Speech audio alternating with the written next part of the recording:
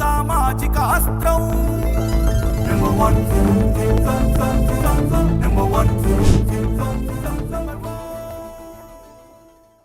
Welcome to number 1 news. నేను నందిని. ఆంధ్రప్రదేశ్లో ఉన్న తూర్పు కాపులను కూటమి ప్రభుత్వం నిర్లక్ష్యం చేస్తోందని, ఎన్నికలకు ముందు ఇచ్చిన హామీలు వాగ్దానాలను నెరవేర్చకపోతే ఉద్యమిస్తామని ఆల్ ఇండియా తూర్పు కాపు సంక్షేమ సంఘం అధ్యక్షులు చంద్రమోహన్ హెచ్చరించారు.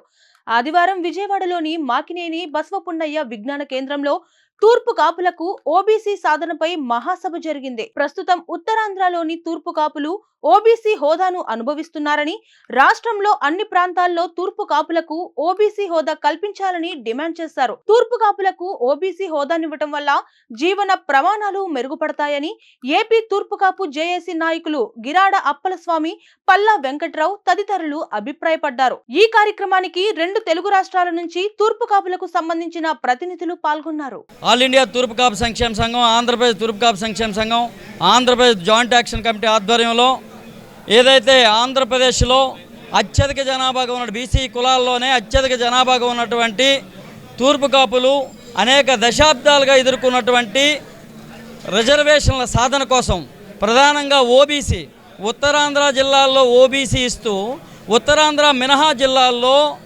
నివసిస్తున్నటువంటి ఏదైతే కడుపు కూటు కోసం బ్రతుకు తెరువు కోసం వందలాది సంవత్సరాలుగా ఇక్కడ నివసిస్తూ ఉన్నటువంటి తూర్పు కాపులకు ఓబీసీ 2017 వరకు కూడా మాన్యువల్లో ఉండేటప్పుడు ఇచ్చేవారు.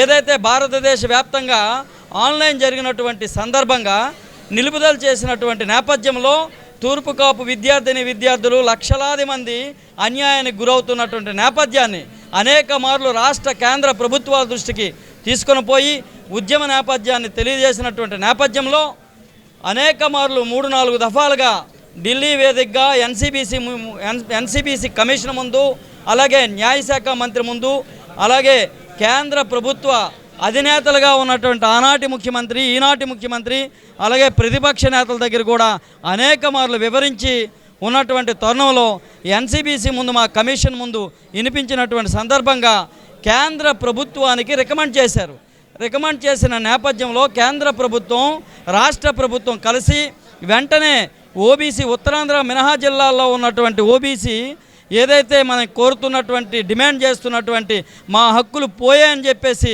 ఉద్యమ నేపథ్యాన్ని జరుపుతున్నటువంటి తరుణంలో వెంటనే కేంద్ర రాష్ట్ర ప్రభుత్వాలు గుర్తెరిగి పార్లమెంటులో బిల్లు ప్రవేశపెట్టి ఉత్తరాంధ్ర మినహా జిల్లాలో నివసిస్తున్నటువంటి తూర్పు కాపులందరికీ కూడా ఓబీసీ ఇవ్వాల్సిన బాధ్యత కేంద్ర రాష్ట్ర ప్రభుత్వాలది.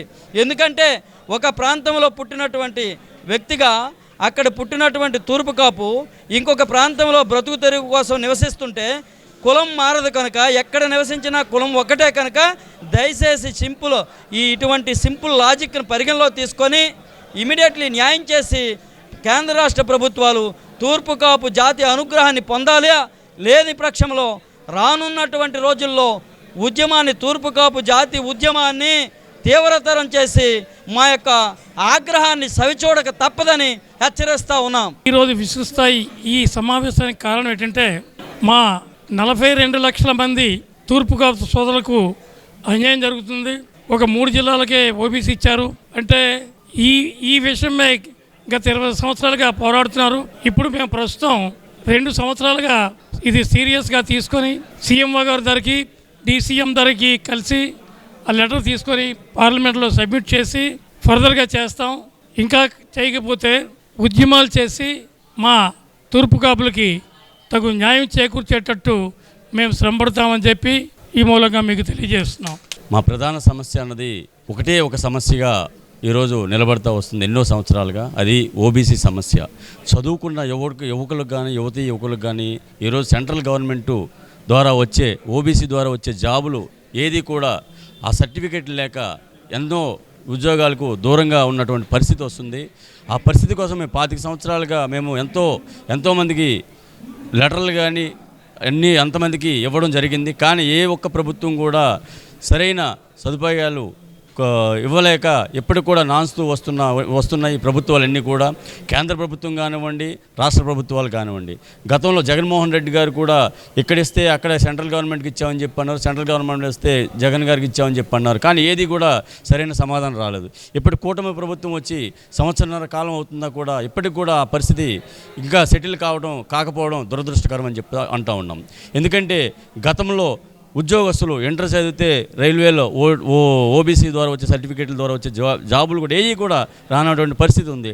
అట్లాగే వేరే వాళ్ళు తీసుకొని వెళ్ళిపోవలసిన పరిస్థితి వస్తుంది. ఇక్కడికి వచ్చిన వాళ్ళు అందరూ కూడా పొట్టకూటి కోసం శ్రీకాకుళం, విజయనగరం జిల్లాల నుంచి వచ్చి పొట్టకూటి వచ్చిన కుటుంబాలే ఈరోజు రోడ్డు మీద పళ్ళు అమ్ముకున్న, కాయలు అమ్ముకున్న, రిక్షా తొక్కున్న, ముఠాకులు చేస్తున్నటువంటి వాళ్ళ పిల్లలందరూ కూడా ఈరోజు అదే పరిస్థితి జరుగుతూ ఉంది. కాబట్టి ప్రభుత్వం, కేంద్ర రాష్ట్ర ప్రభుత్వాలు వెంటనే స్పందించి ఓబీసీ అనేది మా హక్కు అని చెప్పేసి మేము కోరుతూ ఉన్నాం. అలాగే ఆంధ్రప్రదేశ్ తూర్పు సంక్షేమం ద్వారా మేము ప్రతి ఒక్కరికి కూడా ఎవరికి ఏ అవసరం వచ్చినా మేము ఆదుకుంటామని చెప్పేసి చెప్తా ఉన్నాము. గతం వరదల్లో కూడాను మా మహంతి ఎంఎం ట్రస్ట్ ద్వారా మరియు సంక్షేమ సంఘం ద్వారా రెండూ కలిపి విజయవాడ సిటీలో కొన్ని లక్షల మందికి మేము సహాయం చేయడం జరిగింది.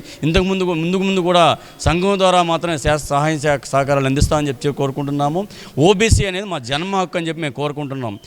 కులం మారితే, ప్రాంతం మారితే కులం మారే పరిస్థితి ఎవ్వరికీ రాదు. కానీ మా తూర్పు కాపులకు వచ్చే అన్యాయమైన విషయం. ఎందుకంటే రాష్ట్రం విడిపోయినా కానీ జిల్లాలు విడిపోలేదు. కాబట్టి ఆంధ్ర రాష్ట్రంలో ఉన్న ప్రతి ఒక్కరికి కూడా ఓబీసీ వర్తింపజేయాలని కోరుకుంటున్నాం. నమస్కారం.